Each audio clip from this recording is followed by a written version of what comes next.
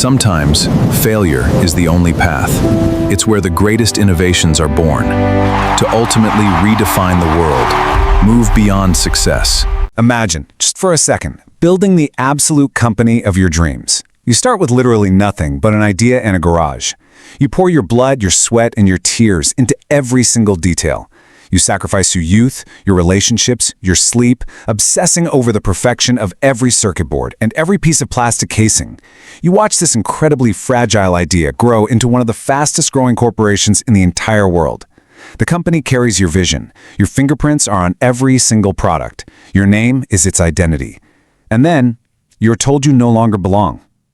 Most people would have walked away forever.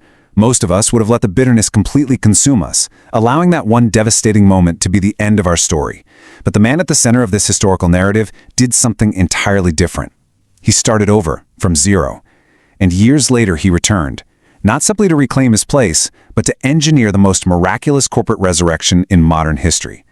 This is the story of Steve Jobs. In this explainer, we're going to explore a journey of relentless ambition, crushing betrayal, brilliant reinvention, and an uncompromising pursuit of products that would forever alter human communication. We're going to look at how a devastating, incredibly public failure became the foundation for the ultimate comeback. Part 1. The beginning. So think about it. Imagine being fired from your own company. What would you actually do? By the spring of 1985, the tension inside Apple Computer had reached an absolute boiling point. The company's board of directors, men who had previously championed the young founder, were forced to make a harrowing choice. It was a boardroom battle that would alter the course of technology history forever. And in the end, after a series of incredibly difficult, emotionally exhausting meetings, the board did the unthinkable. They removed Steve Jobs from power. He lost control of the company he had built from a dusty garage into a global empire, and he was only 30 years old. Feel the absolute weight of that moment. Imagine spending your entire adult life building something monumental, only to watch it sail forward into the future without you. For Steve, it was utterly devastating. He was a multi-millionaire, sure, yet he was completely empty. Years later, he described this specific period as one of the most painful experiences of his entire life. He was publicly defeated. He was embarrassed. He felt he had let the previous generation of entrepreneurs down. The singular, consuming dream that had defined his entire existence was just abruptly gone. But to truly comprehend the depths of this fall, we really have to understand the sheer heights of his ascent. The story started miles away from corporate boardrooms, in the quiet suburban neighborhoods of the Santa Clara Valley. Born in 1955, Steve was adopted by Paul and Clara Jobs. It was his father, a mechanic, who taught him how to take machines apart and meticulously put them back together. His father instilled a philosophy that would literally define Steve's entire life. Even the hidden parts of a product, the parts no one will ever actually see, must be crafted with absolute perfection. By the time he was a teenager, Steve had allied with a brilliant, quiet electronics engineer named Steve Wozniak. Wozniak possessed a genius for designing elegant computer circuits. Jobs possessed a genius for seeing their potential. Together, they were explosive. In 1976, they founded Apple Computer in the Jobs family garage. They hand-soldered the first circuit boards. Resources were incredibly scarce, but the hunger was infinite. Even then, Steve insisted that technology shouldn't just be functional, it should be a work of art. This obsessive philosophy culminated in 1984 with the massive launch of the Macintosh. It was a machine designed for the masses, featuring a graphical interface and a mouse. It didn't feel like a piece of cold industrial equipment. It felt friendly. It felt human. The future had officially arrived. But, as it turns out, the future was incredibly expensive. And despite the massive cultural excitement, the Macintosh's sales began to falter. The pressure inside Apple became toxic. This set the stage for a clash of titans, two fundamentally opposed worldviews colliding under one single roof. As Apple had expanded into a massive, sprawling corporation, Steve realized he needed a seasoned executive to manage the business side of things. He recruited John Sculley, a highly successful president from PepsiCo, famously challenging him with the line, "Do you want to sell sugar water for the rest of your life, or come with me and change the world?" At first, it was a dream partnership, but as the Macintosh struggled, the fracture lines appeared. Steve Jobs wanted bold risks. He demanded absolute perfection, pushing his engineering teams to the absolute brink of human endurance to build revolutionary products. John Sculley, however, represented the traditional corporate world. He demanded predictable growth. He wanted greater stability, careful planning, and pragmatic pricing to navigate the fierce, unforgiving computer industry.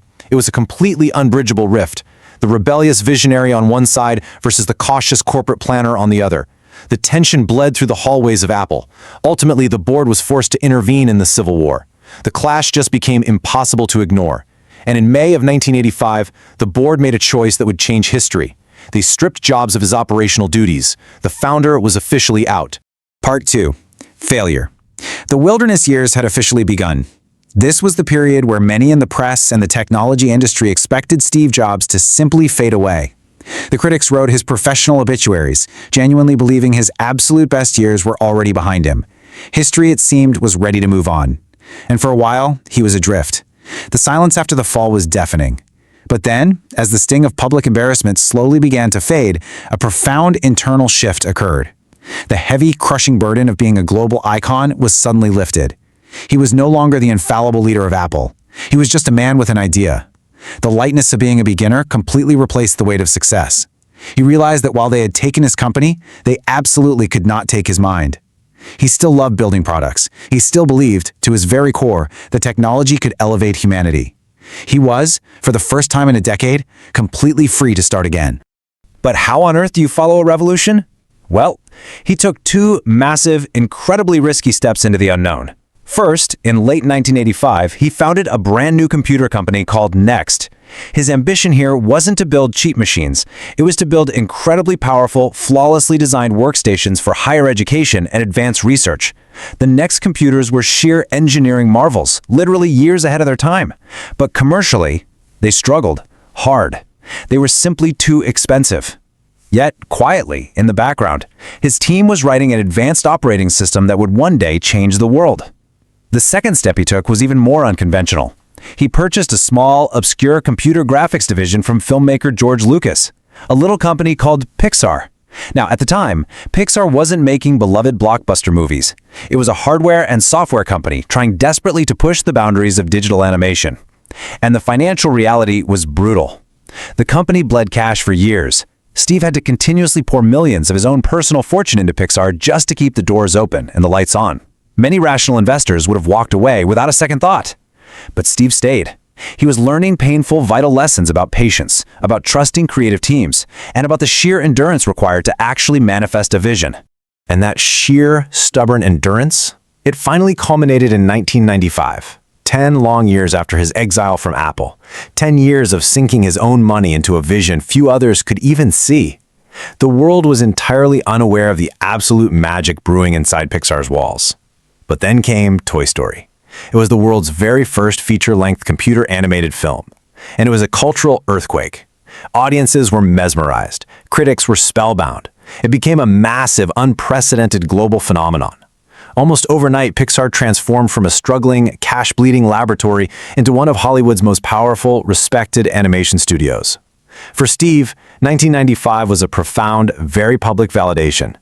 He took Pixar public, becoming a billionaire in the process. But more importantly, it proved to him that monumental success rarely happens on a predictable schedule. It requires extreme patience. Sometimes success arrives years after the rest of the world has completely stopped believing in you. So while Steve was finding his creative footing, his former company was drowning. The tragic irony of the mid-1990s was just undeniable. In the early 1980s, under Jobs, Apple had been the fastest-growing company in history. They were worth billions, defining the bleeding edge of the personal computer revolution.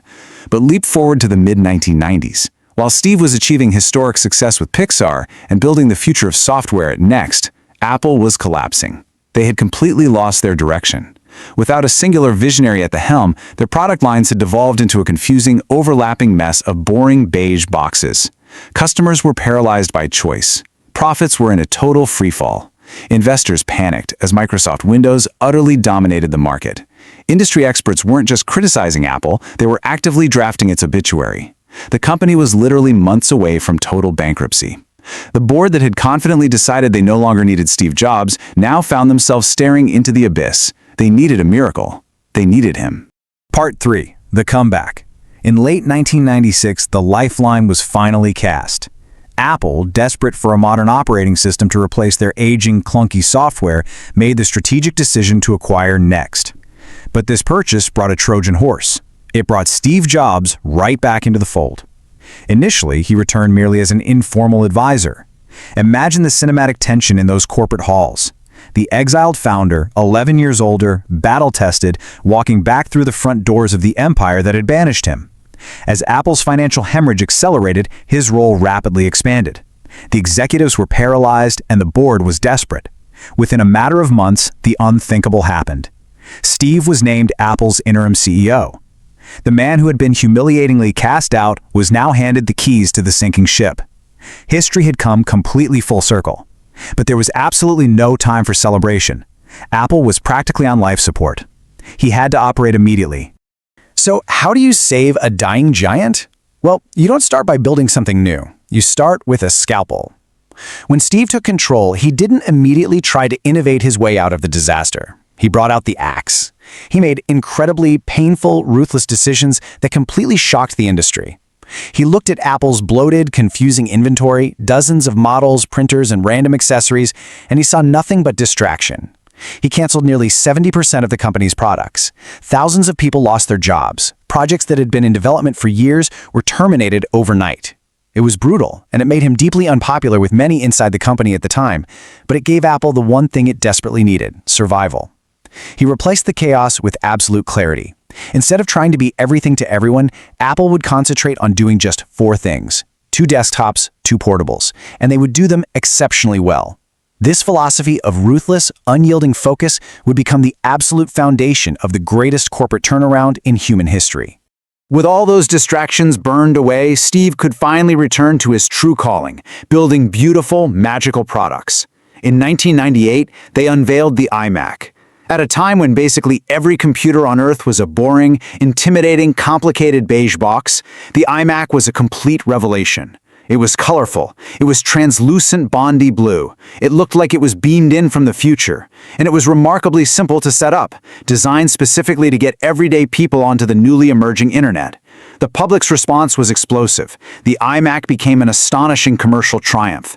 It proved to a deeply skeptical Wall Street that Apple could still innovate. It restored the magic to the brand.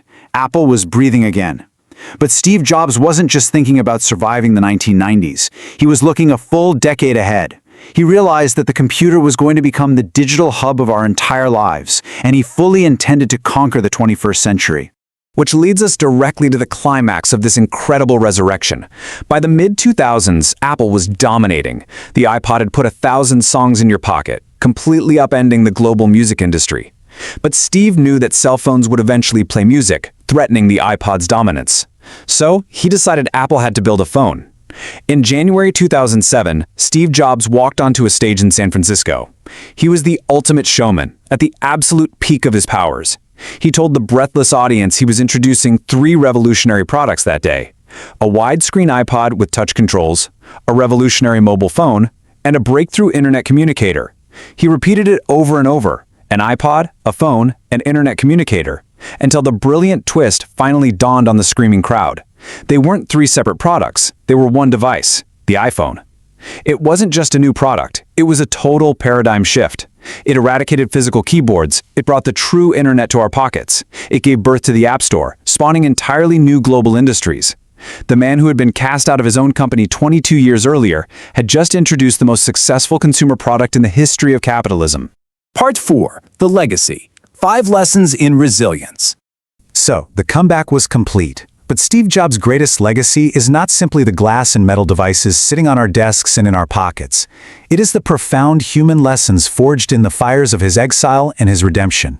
This is what we really need to take away from this explainer. His journey proved that failure never has the final word. Being fired was the devastating catalyst that actually allowed him to grow. His ruthless culling of Apple's products proved the incredible cutting power of deep focus, doing less but doing it perfectly. His years at NeXT and Pixar demonstrated that a true visionary never, ever stops learning. The wilderness gave him the vital leadership skills he desperately lacked in his 20s. He showed that while one man can cast a vision, you absolutely must build great, empowered teams to actually construct the future. And finally, he proved that thinking differently isn't just some catchy marketing slogan. It is a survival strategy. Progress demands the courage to question the status quo. Steve Jobs fought a long, private battle with illness, passing away on October 5, 2011, at the age of 56. His impact is permanently etched into the fabric of modern civilization, in the way we consume art, the way we work, and the way we connect with one another on a daily basis. But his most enduring contribution is a shift in perspective. He left us with a simple, incredibly demystifying truth. Ordinary people, driven by curiosity and persistence, can build extraordinary things. He revealed that the world around us, the rules, the systems, the devices, were built by people no smarter than you. And because of that, you have the absolute power to influence it, to mold it, and to change it. As this explainer reveals, his life was not simply a story of business success. It is a masterclass in resilience. He lived through extraordinary, near-impossible comebacks because he deeply understood that losing something important doesn't mean losing your future. It simply gives you the blank page required to rebuild with greater wisdom. So, the next time the world tells you your vision is impossible, the next time you face a humiliating defeat, remember the founder who lost his empire and refused to stop creating. History is written by those who keep moving forward after the fall. When your door closes, how will you rewrite your story?